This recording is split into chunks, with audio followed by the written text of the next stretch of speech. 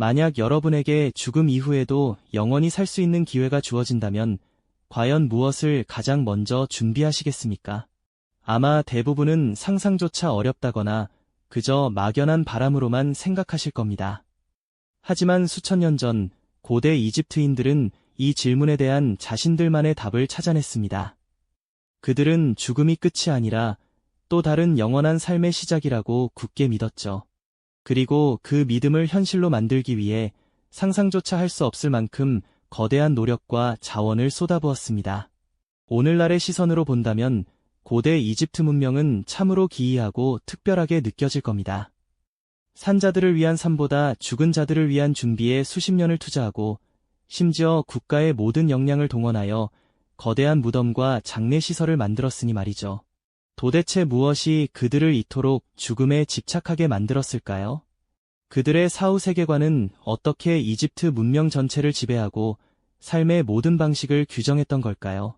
단순히 미신이라고 치부하기엔 너무나도 정교하고 치밀하게 짜인 그들의 신념체계, 오늘 그 신비로운 여정 속으로 함께 떠나보시죠. 고대 이집트인들에게 죽음은 정말로 끝이 아니었습니다. 그들에게 죽음은 마치 씨앗이 땅에 묻혀 새싹으로 다시 태어나듯 새로운 생명으로 나아가기 위한 순환의 과정이었죠. 이러한 사후 세계관의 뿌리에는 바로 나일강의 위대한 순환이 깊숙이 자리하고 있습니다. 매년 일정한 시기가 되면 나일강은 범람하여 모든 것을 집어삼켰고 그 후에는 비옥한 흙을 남겨 풍요로운 생명을 싹 틔웠습니다. 이집트인들은 이 경이로운 자연현상을 보며 죽음 이후에도 반드시 부활과 재생이 찾아온다는 것을 직관적으로 깨달았던 겁니다. 마치 나일강이 땅을 적셔 다시 생명을 불어넣듯이 인간의 영혼 또한 죽음을 넘어 영원한 세계로 나아갈 수 있다고 믿게 되었죠. 이러한 순환과 재생의 믿음은 오시리스 신화 속에서 더욱 구체적인 형상으로 완성됩니다. 이집트 신화 속에서 오시리스는 풍요와 생명을 상징하는 신이자 모든 이집트인이 꿈꾸는 사후 세계의 왕이었죠. 하지만 동생 세트의 질투로 비극적인 죽음을 맞이하고 그의 몸은 조각조각 찢겨 이집트 전역에 흩뿌려지고 맙니다. 절망에 빠진 오시리스의 아내 이시스는 남편의 몸 조각들을 찾아 헤매며 필사적으로 그를 부활시키려 노력하죠. 그녀의 헌신적인 사랑과 마법의 힘으로 오시리스는 마침내 다시 살아나지만 이승이 아닌 저승의 통치자가 되어 영원한 삶을 얻게 됩니다.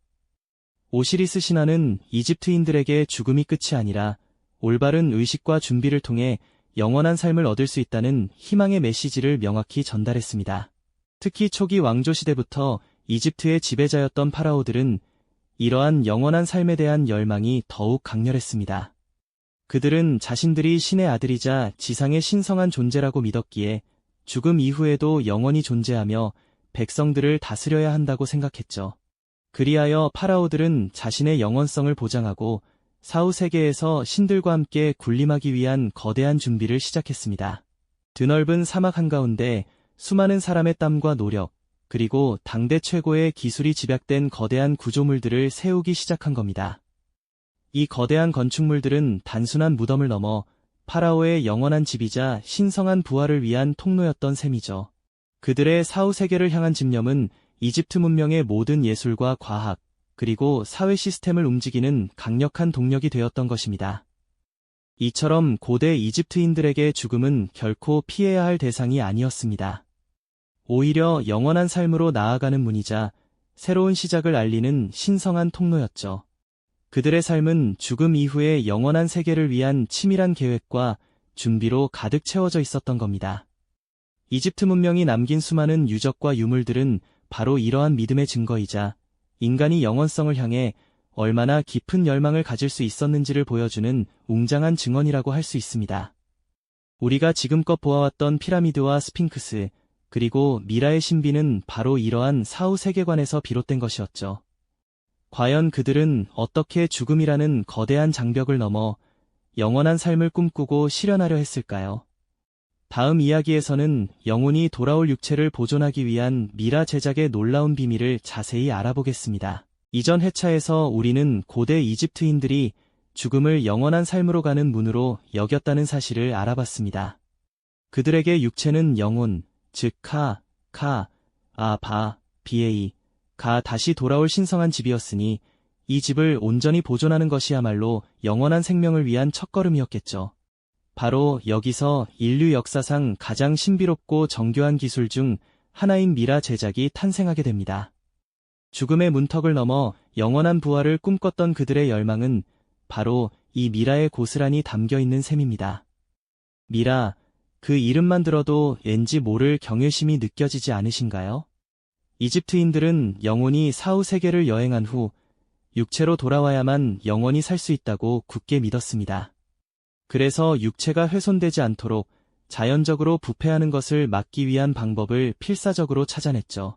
그 결과 무려 70일에 걸쳐 진행되는 복잡하고도 신성한 의식이자 고도의 과학적인 보존 기술이 발전하게 됩니다. 이 과정은 단순히 시신을 보존하는 것을 넘어 죽은 자의 영원한 여정을 위한 성대한 준비였던 것입니다. 가장 먼저 시신이 안치되면 전문 미라 제작자들은 엄숙한 의식과 함께 작업을 시작했습니다. 그들은 단순한 기술자가 아니었죠. 신에게 봉사하는 사제이자 당대 최고의 해부학적 지식을 가진 전문가들이었습니다. 먼저 뇌를 제거하는 작업부터 시작하는데요. 콧구멍을 통해 길고 섬세한 갈고리 같은 도구를 넣어 뇌를 액화시키고 조심스럽게 꺼냈다고 합니다. 고대 이집트인들은 뇌가 영혼이나 의식과 직접적인 관련이 없다고 여겼기 때문이죠. 이 과정에서 얼마나 정교한 손놀림이 필요했을지 상상해보면 놀랍기만 합니다. 다음으로 시신의 왼쪽 옆구리를 조심스럽게 절개하여 폐, 간, 이, 장과 같은 내장 기관들을 꺼냈습니다. 하지만 심장만큼은 외회였죠. 고대 이집트인들은 심장이 지성과 감정, 그리고 양심이 깃든 매우 중요한 기관이라고 믿었기 때문에 심장은 사후 세계에서 심장 저울을 통해 심판을 받을 때 반드시 필요하다고 생각하여 시신 안에 그대로 남겨두었습니다. 이들의 인체에 대한 이해와 죽음에 대한 철학이 얼마나 깊었는지 엿볼 수 있는 대목이죠. 꺼낸 내장 기관들은 그냥 버려지지 않았습니다. 각각의 장기들은 특별한 방부 처리 과정을 거쳐 카노푸스 단지라는 4개의 항아리에 나누어 보관되었습니다. 이 단지들은 각각 호루스의 4아들, 즉 수호신들의 형상을 한 뚜껑으로 봉인되었는데요. 인간 머리에 임세티가 간을, 게코 원숭이 머리에 하피가 폐를, 자칼 머리에 두아무테프가 위를, 그리고 매 머리에 케베세누프가 장을 지키는 형태로 말이죠.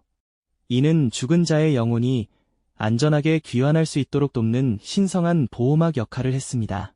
내장이 제거된 시신은 이제 건조 과정에 들어갑니다. 바로 나트론이라는 특수한 소금을 사용하여 시신의 수분을 완벽하게 제거하는 것인데요. 이 소금은 나일강 주변의 소금 호수에서 자연적으로 얻을 수 있는 탄산나트륨과 중탄산나트륨의 혼합물로 강력한 건조 효과를 가지고 있었습니다. 시신을 나트론 가루로 두껍게 뒤덮어 70일 동안 보관하면 육체는 거의 완벽하게 건조되어 부패를 막을 수 있게 되는 것이죠. 마치 귀한 음식을 보존하듯 시간과 정성을 들여 육체를 말리는 과정이었다고 보시면 됩니다. 70일간의 건조 과정이 끝나면 미라 제작자들은 건조된 시신을 깨끗이 닦아내고 향기로운 오일과 송진으로 정성껏 발랐습니다. 이는 시신을 부드럽게 하고 피부를 보존하며 좋은 향을 입히는 동시에 신성한 의미를 부여하는 과정이었죠. 그리고 드디어 가장 상징적인 단계, 바로 붕대 감기가 시작됩니다. 수백 미터에 달하는 아마포 붕대로 시신을 머리부터 발끝까지 겹겹이 아주 꼼꼼하게 감싸는 작업이었죠. 이 붕대 한 겹 한 겹에는 죽은 자의 영원한 삶을 기원하는 간절한 마음이 담겨 있었습니다. 이 붕대 사이사이에는 다양한 종류의 부적들이 함께 놓였습니다. 스카라브 풍뎅이 모양의 부적은 재생과 부활을, 제드 기둥 모양의 부적은 안정과 영원함을 상징하며 죽은 자가 사후 세계에서 무사히 여정을 이어갈 수 있도록 보호하는 역할을 했습니다. 이 모든 과정은 단순한 보존을 넘어 죽은 자가 영원한 삶으로 나아가도록 돕는 신성하고 치밀한 의식이었던 것입니다. 미라 제작은 고대 이집트인들의 사후 세계에 대한 깊은 믿음과 그들이 가진 해부학적 지식, 그리고 화학적 이해가 결합된 경이로운 유산이라고 할 수 있겠죠. 그들의 삶이 오직 영원한 내세를 향한 준비였다는 말이 과장이 아님을 이 미라 제작 과정이 여실히 보여주고 있습니다. 이처럼 죽음 너머의 삶을 향한 고대 이집트인들의 간절한 염원은 단순히 개인적인 믿음에 그치지 않았습니다. 오히려 그들의 문명 전체를 움직이는 거대한 동력이 되었죠. 영원한 내세를 준비하는 과정은 사회를 지탱하는 가장 강력한 기둥이었고, 파라오의 권위부터 국가의 통합, 그리고 예술과 과학의 발전까지 모든 것을 아우르는 원동력이 되었답니다. 우선 파라오의 권위는 사후 세계에 대한 믿음과 떼려야 뗄 수 없는 관계였습니다. 파라오는 이승과 저승을 잇는 신성한 존재로 여겨졌거든요. 죽은 자의 영원한 안식을 보장하고 신들과 소통하며 백성들의 내세까지 책임지는 신적 대리인이었기에 그의 말 한마디는 곧 법이자 거스를 수 없는 명령이었습니다. 거대한 피라미드나 신전 건설 같은 국가적 대규모 프로젝트가 가능했던 것도 파라오가 신의 대리자로서 백성들의 영원한 삶을 이끌어준다는 믿음이 있었기에 모두가 기꺼이 참여하고 헌신했던 것이죠. 그의 지시 아래 수많은 백성이 하나 되어 움직이는 모습은 마치 신이 직접 지휘하는 거대한 오케스트라와도 같았을 겁니다. 또한 사후 세계에 대한 공통된 염원은 분열될 수 있는 사회를 하나로 묶는 강력한 접착제 역할을 했습니다. 나일강 유역을 따라 넓게 퍼져 있던 여러 부족과 지역 공동체들이 파라오를 중심으로 뭉치고 모두가 같은 목표, 즉 영원한 삶을 향해 나아가는 공동의 운명체라는 인식을 갖게 된 것이죠. 죽은 자를 위한 장례의식과 무덤 건설은 단순히 슬픔을 나누는 자리가 아니라 공동체의 결속을 다지고 모두가 같은 신념 아래 하나임을 확인하는 중요한 사회적 행위였습니다. 이러한 믿음은 고대 이집트 사회의 질서를 유지하고 수천 년간 지속될 수 있었던 굳건한 국가 시스템을 만드는데 결정적인 기여를 했다고 볼 수 있습니다. 뿐만 아니라 영원한 삶을 향한 열망은 이집트 문명의 예술과 과학을 눈부시게 발전시키는 계기가 되었습니다. 죽은 자의 영혼이 편안히 머물고 영원히 살 수 있도록 무덤 내부는 섬세한 벽화와 상형 문자로 가득 채워졌습니다. 어둠 속 무덤벽에 그려진 그림들은 죽은 자의 일생을 기록하고 사후 세계에서의 행복을 기원하는 간절한 염원이 담겨 있었죠. 파라오의 무덤에서 발굴된 황금 마스크, 보석, 가구, 그리고 다양한 모형들처럼 화려하고 정교한 부장품들은 당시 이집트 장인들의 뛰어난 예술적 감각과 기술력을 여실히 보여줍니다. 그들은 단순히 물건을 만드는 것을 넘어 죽은 자의 영원한 여정에 필요한 모든 것을 완벽하게 구현하려 노력했습니다. 거대한 피라미드와 신전 같은 건축물들을 세우기 위해서는 고도로 발달한 건축 기술과 수학적 지식이 필수적이었을 겁니다. 돌을 정확하게 재단하고 운반하며 천문학적 지식을 활용해 완벽한 방향으로 건축물을 배치하는 과정은 당시 이집트인들이 얼마나 뛰어난 과학적 사고를 가지고 있었는지를 증명하는 대목이죠. 미라 제작 과정에서 축적된 해부학적 지식과 화학적 기술 또한 죽음 이후의 삶을 향한 집념이 낳은 위대한 유산이라고 할 수 있습니다. 이처럼 사후 세계에 대한 깊은 믿음은 단순한 종교적 행위를 넘어 고대 이집트 문명을 인류 역사상 가장 위대한 황금기로 이끈 거대한 동력이었던 셈입니다. 우리가 오늘날에도 경탄하는 이집트 문명의 찬란한 유산들은 바로 그들의 영원한 삶을 향한 헌신이 만들어낸 결정체라고 해도 과언이 아닐 겁니다. 그렇다면 이집트인들의 사후 세계관은 과연 그저 신비로운 믿음에 불과했던 걸까요? 결코 그렇지 않습니다. 오히려 그들의 장례 문화는 단순한 유래를 넘어 고대 이집트 사회 전체를 움직이는 거대한 심장이자 뼈대였다고 할 수 있죠. 파라오의 권위는 바로 영원한 삶에 대한 믿음에서 비롯되었습니다. 백성들은 파라오가 죽어서도 신으로 군림하며 이집트를 수호할 것이라 믿었고, 이는 곧 국가의 질서와 안정, 그리고 강력한 통합의 기반이 되었으니까요. 파라오가 영원한 삶을 준비하는 과정은 곧 국가의 가장 중요한 사업이 되었고, 백성들은 기꺼이 그 일에 동참하며 공동체 의식을 다졌습니다. 이러한 믿음은 예술과 과학 발전에도 끊임없이 영감을 주었습니다. 피라미드와 신전 같은 거대한 건축물들은 물론 무덤을 장식하는 섬세한 벽화와 상형 문자, 그리고 미라를 위한 정교한 부장품들은 모두 영원한 삶을 향한 열망이 빚어낸 걸작들이죠. 수많은 장인들은 죽은 자의 영혼이 편안히 머물 영원한 안식처를 만들기 위해 밤낮으로 기술을 연마했고, 건축가들은 천문학적 지식과 수학적 계산을 총동원하여 완벽에 가까운 구조물들을 세웠습니다. 미라 제작 과정에서 축적된 해부학적 지식과 화학기술은 당시로서는 상상하기 어려운 수준의 과학적 성취였고요. 수천 년에 걸쳐 고대 이집트인들이 구축한 이 장례 문화는 그야말로 인류 역사상 가장 위대한 문명 중 하나를 탄생시킨 원동력이었습니다. 죽음 너머의 삶을 향한 그들의 집념은 단순히 죽은 자를 위한 의례를 넘어 산자들의 삶을 규정하고 예술, 과학, 사회 시스템 전체를 움직이는 거대한 힘이 되었던 겁니다. 인간의 믿음이 이토록 거대한 문명을 만들어낼 수 있었다는 사실에 압도적인 경외감과 깊은 통찰을 느끼게 되지 않나요? 이집트 문명은 바로 영원한 삶을 향한 헌신이 빚어낸 인간 의지의 기념비적인 증거라고 할 수 있을 겁니다. 그렇다면 고대 이집트인들의 사후 세계관 이야기가 오늘날 우리에게는 어떤 의미를 던져줄까요?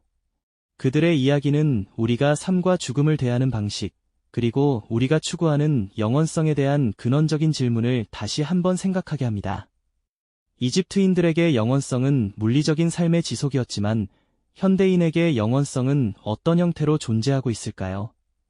우리의 이름이 기억되는 것, 우리가 남긴 업적, 혹은 우리가 사랑하는 이들에게 전해지는 가치들일 수도 있겠죠.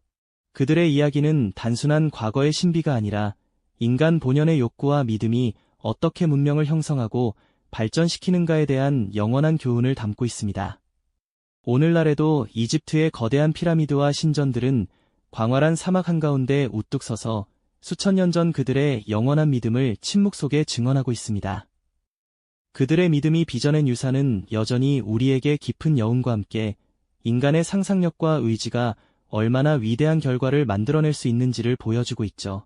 이집트인들이 죽음 이후의 삶을 꿈꿨다면 다른 문명들은 과연 어떤 방식으로 영원성을 추구했을까요? 또 어떤 강력한 믿음으로 자신들의 시대를 관통하며 찬란한 문명을 꽃피웠을까요? 다음 시간에는 또 다른 고대 문명의 흥미로운 이야기로 여러분을 찾아뵙겠습니다. 이 영상이 도움이 되셨다면 좋아요와 구독 부탁드립니다. 여러분의 응원이 제게 큰 힘이 됩니다. 다음 영상에서도 더 유용한 정보를 공유하겠습니다. 감사합니다.